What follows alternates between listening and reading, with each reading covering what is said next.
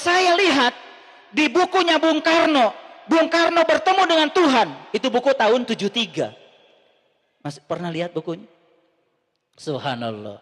Itu buku diterbitkan tahun 73. Judulnya Bung Karno bertemu Tuhan. Di situ Bung Karno menyatakan tentang kenapa proklamasi itu diproklamirkan tanggal 17 bulan 8 1945. Kenapa? 17 itu pesan untuk sholat. 8 apa? 8 lapisan kesadaran. Kesadaran Adam, kesadaran Yahya, kesadaran Yusuf, kesadaran Idris, kesadaran Musa, Ibrahim, sampai pada kesadaran puncak yang disebut dengan Sidratul Muntaha. Maka 19 itu adalah lambang dari neraka Sakor.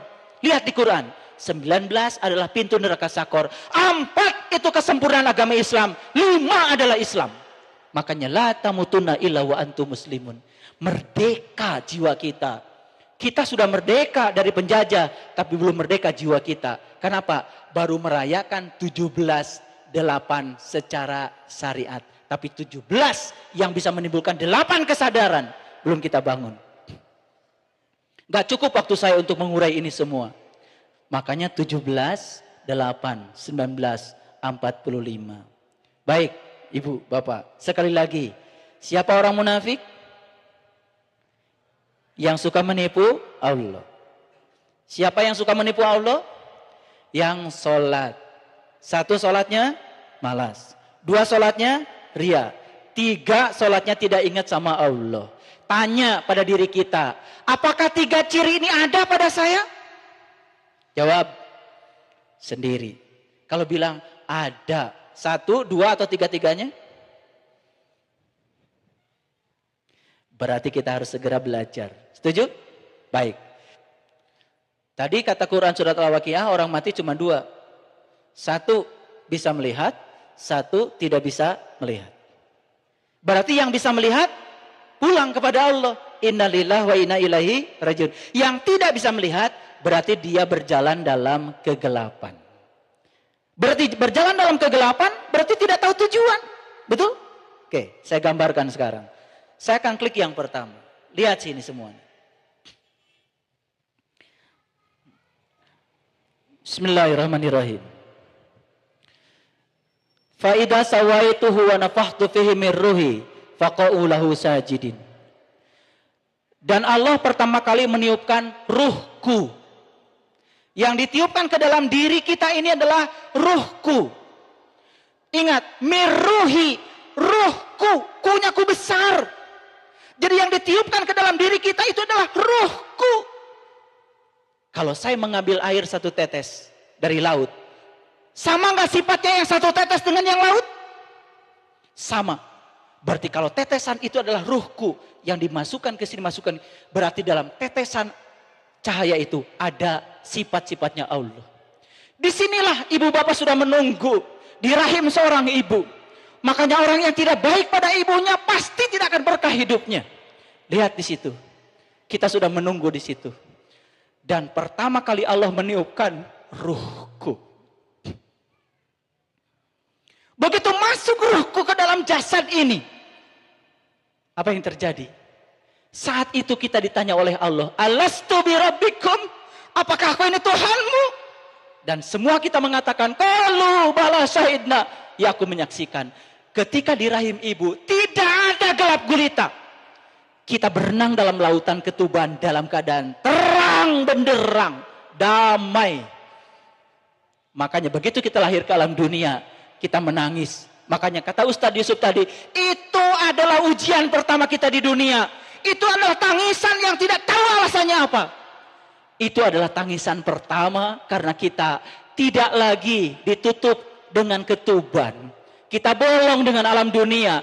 Kesusahan sudah mulai kita rasakan di situ. Di situ kita sudah mulai menangis. Pengen air susu menangis, pengen makan menangis. Subhanallah. Dan saat kita lahir ke dunia, jadilah kita anak yang lucu. Disambut oleh ibu kita, tetangga kita, betul? Saat itu kita enak, belum punya kesusahan. Seiring dengan bertambahnya waktu, kita menjadi susah. Harus sekolah, harus punya ilmu, betul? Harus punya motor, harus punya mobil. Setelah itu bersuami, dipasangkan dua manusia yang berbeda sifatnya, satu kasur, mulai berantem. Yang berantem. Yang tidak punya ilmu rumah tangga kan seperti itu, betul nggak? Tumbuh besar seperti ini. Seiring dengan bertambahnya waktu, subhanallah, kita berkarya di alam dunia ini, ada yang jadi apa, tapi terus saja berkarya. Makin lama makin tua. Kecepatan hidup ini ternyata luar biasa. Akibatnya apa? Setelah kita tua, tinggal apa? Tinggal sakit-sakitan menunggu mati. Waktu telah habis digunakan untuk apa? Untuk mengumpulkan yang akan ditinggalkan. Semua kita kumpulkan untuk ditinggalkan. Hadirin, uang yang akan dibawa, yang dibagikan, bukan yang ditabung di deposito kita. Betul kata Pak Zul tadi. Habiskan uangnya, tapi harus yakin kepada Allah. Kalau kita nyumbang, diomong-omong, tidak akan dibalas. Apalagi nyumbang banyak diskusi dan dipertimbangkan. Ketika mau dibalas pun kata Allah, sedang dipertimbangkan. Inilah terakhir kita. Terbujur kaku. Jantung kita sudah berhenti, ginjal tidak berfungsi lagi. Dan pada saat itu, tubuh ini tidak layak pakai lagi. Keluarlah sang jiwa dari tubuh ini. Tapi selama kita hidup, jiwa ini tidak pernah kita urus. Yang diurus hanya perut yang ini. Sang jiwa tidak pernah diurus. Saat mati, keluarlah jiwa dari sini. Kaget, ini yang namanya mati. Dia coba berkeliling di sekitar tubuhnya sendiri. Jadi orang yang mati tidak sempurna, dia masih ingat semua yang ada terjadi di dalam kehidupan. Tubuhnya dimandikan saja dia lihat. Itu yang tidak sempurna. Yang sempurna, tidak ada lagi pertalian nasab dengan semuanya. Itu yang membuat dia menderita. Karena apa? Terikat pada semua urusan-urusan dunia. Setelah tadi tidak bisa menggunakan tubuh lagi. Apa yang terjadi? Dia pulang. Pergi kemana? Entah pergi kemana. Di dalam Quran dikatakan mereka itu sebenarnya berdoa. Doanya seperti ini. Rabbana absorna wasami'na farji'na na'mal solihan inna muqinun. Tuhan, kembalikan aku ke tubuh itu sebentar saja. Aku ingin menjalankan amal soleh. Karena kini aku termasuk orang-orang yang yakin. Baru yakin setelah mati. Makanya kata orang tua kita, sing bisa nganjangka paget. Sing bisa nganjangka. Duh, subhanallah. Saya ini ilmuwan. Kata teman-teman, kok Pak Saiful ilmunya seperti itu? Dikiranya ini bukan sains. Subhanallah. Makanya bagi saya baca bismillah saja udah gak kuat. Getarannya luar biasa. Inilah ruh yang tidak bisa pulang. Berapa tahun dia? Triliunan tahun. Terus pergi ke gua-gua yang menyeramkan. Karena apa? Saat kita mati, tawaran dari alam gaib itu banyak sekali. Yang tidak tahu jalannya, dia akan ikuti banyak tawaran. Ditawarkan jin, genderuwo, ikut saja. Kelakuannya kayak jin, genderuwo kok. Nanti dia juga satu komunitas dengan mereka. Ya, jadi coba lihat ibu bapak. Kalau ada orang yang kesurupan, yang masuk ke dirinya kan itu ruh yang dulu tidak pernah sempurna. Lalu dia mencari tubuh baru. Dia meminjam tubuh yang kosong. Dia masuk dan menggunakan tubuh itu. Itu sebenarnya refleksi dari doa. Robbana absorna wasami'na farji'na na'mal solihan inna muqinun. Ini yang terjadi. Saya mau tanya sekarang. Mau mati seperti itu? Subhanallah. Nauzubillah. Makanya innalillahi wa inna ilaihi rajiun bukan untuk orang mati, untuk kita. Surah Yasin bukan untuk orang yang mati, buat kita. Coba nanti dengerin tuh, ada CD saya judulnya Wahesin. Saya kupas surat Yasin ayat 1 sampai 83, merinding nanti kalau dibaca. Surah Yasin bukan untuk orang yang mati, tapi untuk kita supaya bisa mati, buat yang hidup. Oke, satu lagi, lihat sekarang. Satu lagi lihat. Subhanallah. Jadi tidak mau ya mati seperti itu. Mau mati seperti ini. Lihat sekarang. Sama sudah terbujur kamu. Tapi yang ini sudah tahu jalan pulangnya. Keluar.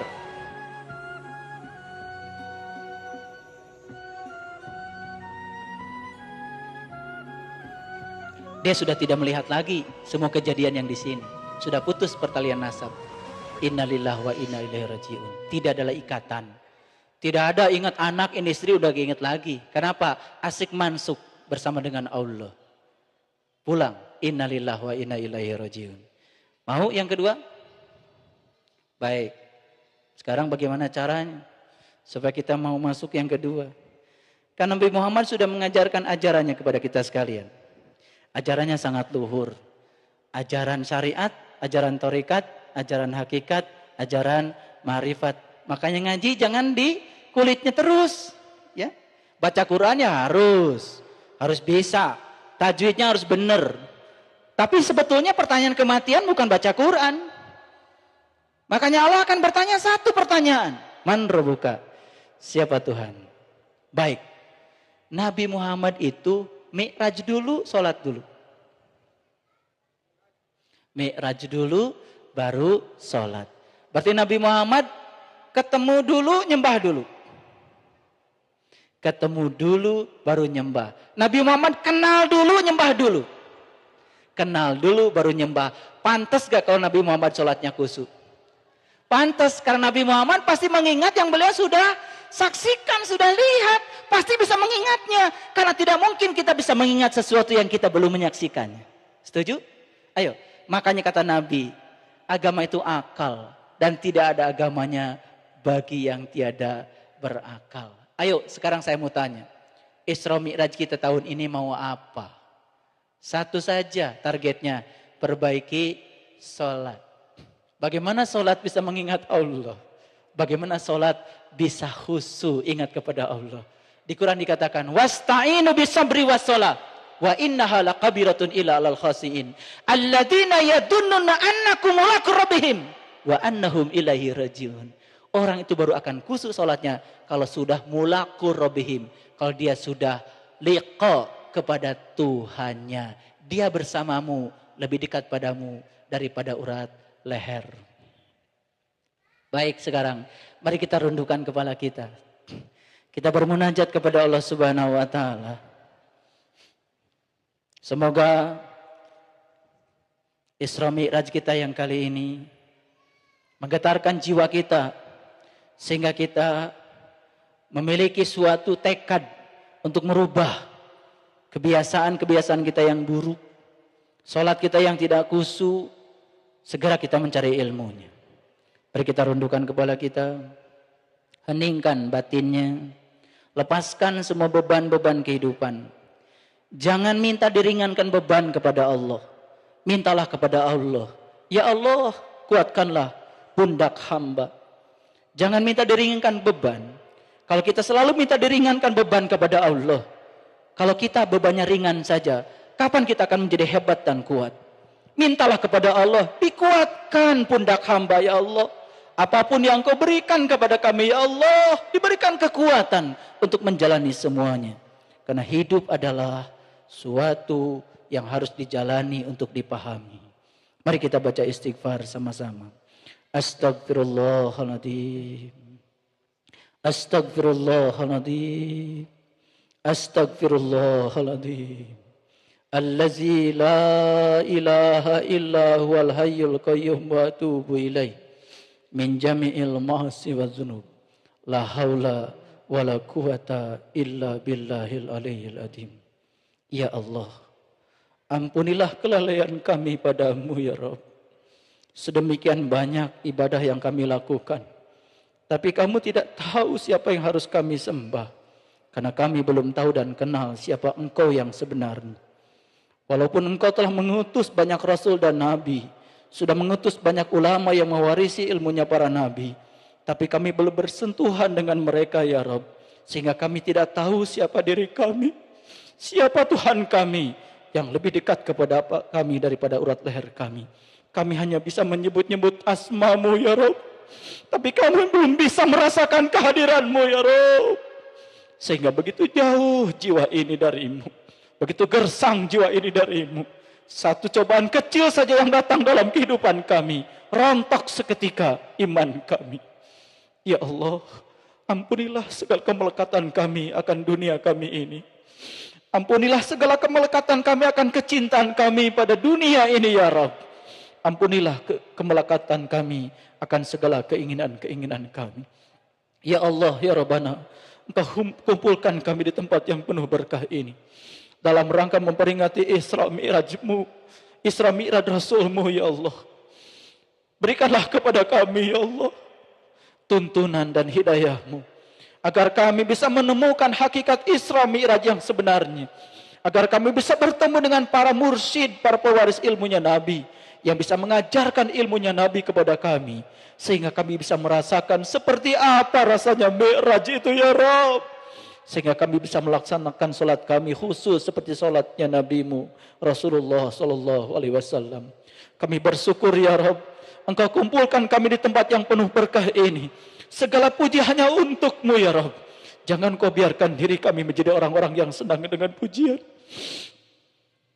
Jangan Kau biarkan diri kami menjadi orang-orang yang senang dengan sanjungan. Ya Allah, ya Rahman, ya Rahim, ajarkan sifat kasih sayang-Mu kepada kami, agar kami berbuat seperti Engkau berbuat. Kami punya sifat welas asih, lapang dada. Kami tidak membalas ketika orang lain menyakiti kami. Kami bisa nyaah kanu ngewa. Kami bisa menyayangi orang-orang yang membenci kami. Ya Allah, Maliki Yaumiddin, Engkau sang penguasa hari pembalasan. Engkau yang berhak menghukum dan membalas. Jangan Kau biarkan diri kami menjadi orang-orang yang senang melihat kesalahan orang lain, sementara kami lupa dengan kesalahan diri kami sendiri. Jangan Kau biarkan diri kami menjadi orang-orang yang senang melihat aib-aib orang lain, sementara kami lupa dengan aib diri kami sendiri. Hanya kepadamu kami menyembah, hanya kepadamu kami memohon pertolongan-Mu, ya Rabb. Tunjukilah kami ke jalannya para nabi, para siddiqin, para syuhada, dan orang-orang yang saleh. Tunjukilah kami ke jalan orang yang telah Engkau anugerahi nikmat. Jangan Kau biarkan diri kami menjadi orang yang Kau murkai. Jangan pula Kau biarkan diri kami menjadi orang-orang yang tidak tahu jalan pulang kepadamu. Ya Allah, ya Rabbana, begitu tertutupkah pandangan kalbu kami, sehingga ketika kami dalam salat kami, yang kelihatan oleh kami hanya dunia kami, hanya pikiran dan perasaan kami. Ya Allah, bukakanlah pintu kalbu kami, ya Rabb. Kami ingin menatap kemuliaan wajah-Mu, ya Rabb. Kami ingin melihat wajah-Mu dimanapun. Kami ingin melihat wajah-Mu pada diri-diri orang yang minta-minta. Kami ingin melihat wajah-Mu pada diri semua orang, sehingga sifat welas asih kami tumbuh kepada mereka. Ya Allah, ya Rabbal Alamin, karuniakanlah cahaya-Mu ke dalam kalbu kami. Karuniakanlah cahaya-Mu ke dalam penglihatan kami. Karuniakanlah cahaya-Mu ke dalam pendengaran kami. Karuniakanlah cahaya-Mu ke dalam lisan kami. Karuniakanlah cahaya-Mu di kanan kiri kami. Karuniakanlah cahaya-Mu di depan belakang kami. Karuniakanlah cahaya-Mu di atas bawah kami. Karuniakanlah cahaya-Mu ke dalam kalbu kami. Karuniakanlah cahaya-Mu ke dalam aliran darah kami. Karuniakanlah cahaya-Mu ke dalam pikiran kami. Karuniakanlah cahaya-Mu ke dalam diri sejati kami. Allahumma Rabbana atina fid dunya hasanah wa fil akhirati hasanah wa qina azabannar. Silahkan meminta kepada Allah di dalam batin hadirin sekalian. Maulana ya Maulana, silahkan minta kepada Allah. Mohon ya kepada Allah. Mohon pada Allah. Mohonlah pada Allah yang besar. Mintalah Allah hadir dalam diri kita. Mintalah hadir dalam kalbu kita. Mintalah Allah hadir dalam setiap masalah kita. Mintalah hadir di dalam batin kita. Mintalah Allah hadir dalam salat kita. Mintalah Allah hadir dalam hidup kita. Inna salati wa nusuki wa mahyaya wa mamati lillahi rabbil alamin. La syarikalah, la syarikalah, la syarikalah. Wa bidzalika umirtu wa ana minal muslimin. Ya Allah, aku serahkan diriku padamu, ya Rabb. Aku serahkan diriku padamu, ya Rabb. Terimalah segala amal ibadahku, ya Rabb. Ampuni segala dosaku, ya Rabb. Ampuni segala kebodohanku, ya Rabb. Ampuni segala kelalaianku padamu, ya Rabb. Mungkin kami termasuk yang tidak tahu, tapi selama ini kami tidak tahu bahwa kami tidak tahu. Sekarang kami tidak tahu, tapi kami tahu bahwa kami tidak tahu. Silahkan minta kepada Allah. Minta yang besar. Minta surganya Allah. Minta Allahnya saja. Minta Engkau hadir dalam diri kami ya Rabb. Hadirlah dalam kalbu kami ya Rabb. Silakan rintihkan jiwamu. Jiwa yang selama ini ditelantarkan, jiwa yang selama ini diyatimkan, jiwa yang selama ini tidak pernah dikasih makanan, jiwa yang selalu dikotori. Sehari semalam tubuh kita, muka kita dicuci 5 kali sehari semalam, tapi jiwa kita dikotori. Kita mengguncingkan orang, mengguncingkan keburukan orang. Subhanallah.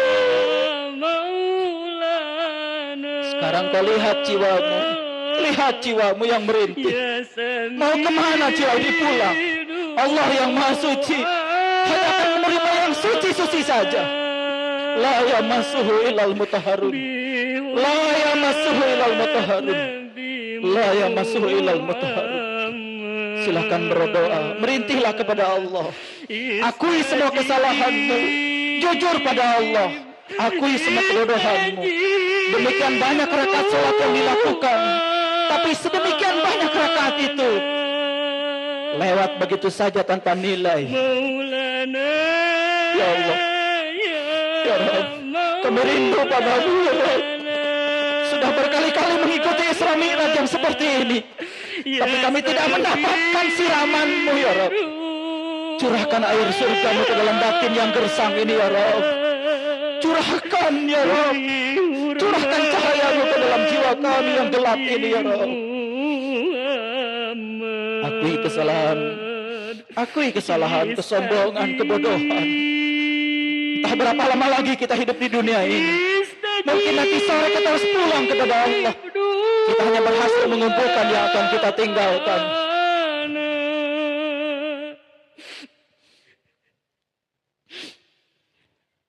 Mari kita mohon berkah dari Allah. Semoga peringatan Isra Mi'raj ini menjadi tonggak awal untuk merevolusi salat kita, merevolusi akhlak kita, merevolusi kesadaran kita, sehingga kita bisa mencapai kesadaran yang paling puncak, Sidratul Muntaha sebelum kematian kita. Fil barakati umul Quran. Al-Fatihah. A'udzubillahi minasyaitonirrajim. Bismillahirrahmanirrahim. Alhamdulillahi rabbil alamin. Ar-Rahmanirrahim. Maliki yaumiddin. Iyyaka na'budu wa iyyaka nasta'in. Ihdinas siratal mustaqim. Shiratal ladzina an'amta 'alaihim ghairil maghdubi 'alaihim waladdallin. Amin ya Allah ya rabbal alamin. Semoga jeritan batin kita didengar oleh Allah, dan setelah ini kita bisa dibimbing olehnya, dipertemukan dengan orang-orang yang bisa mencahayakan kita, dijauhkan dari orang-orang yang zalim, yang berpikiran negatif, yang selalu pesimis dalam kehidupannya. Kita harus kaya dunia, kita harus kaya akhirat kita. Orang Islam harus kaya dua-duanya. Jangan kalah sama umat-umat yang lain. Kita harus besar. Hadirin kaum muslimin, kita berada di Masjid Sabilus Salam. Sabil itu artinya jalan, salam itu artinya keselamatan. Semoga masjid ini bisa masjid yang bisa memberikan keselamatan pada setiap orang yang mau singgah di masjid ini. Mau enggak? Saya ajak transaksi ibu bapak dengan Allah. Transaksi dengan Allah yang tidak akan pernah rugi selama-lamanya. Jangan takut menjadi miskin kalau kita membantu jalannya Allah. Kalau kita membantu masjid ini, insya Allah apa yang kita bantukan untuk masjid ini, walaupun kita sudah mati puluhan miliar yang akan datang, selama masjid ini dipakai oleh orang-orang yang ingin mencari keselamatan kepada Allah, insya Allah pahala kebaikan itu akan terus mengalir ke dalam kehidupan kita. Saya ingin mengajak pada semuanya untuk menyelesaikan masjid ini. Di sini ada yang para sahabat yang punya kemampuan besar, yang kambing-kambing, yang kerbau-kerbau, yang semut-semut. Yang paling penting adalah keikhlasannya kepada Allah Subhanahu wa taala. Terima kasih atas segala perhatiannya. Mohon maaf atas segala kesalahan. Billahi taufiq wal hidayah. Wassalamualaikum warahmatullahi wabarakatuh. Waalaikumsalam warahmatullahi wabarakatuh. Waalaikumsalam warahmatullahi wabarakatuh.